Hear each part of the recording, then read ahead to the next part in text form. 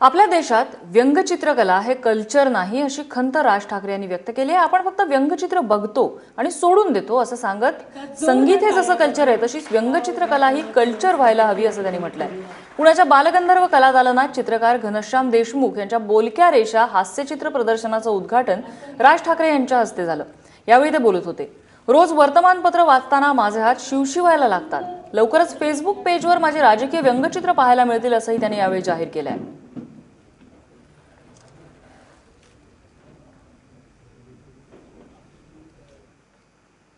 माझं आता सध्या काम चाललंय माझ्या फेसबुक पेजवरती आणि लवकरच राजकीय व्यंगचित्र ही माझी तुम्हाला फेसबुकवरती बघायला मिळतील।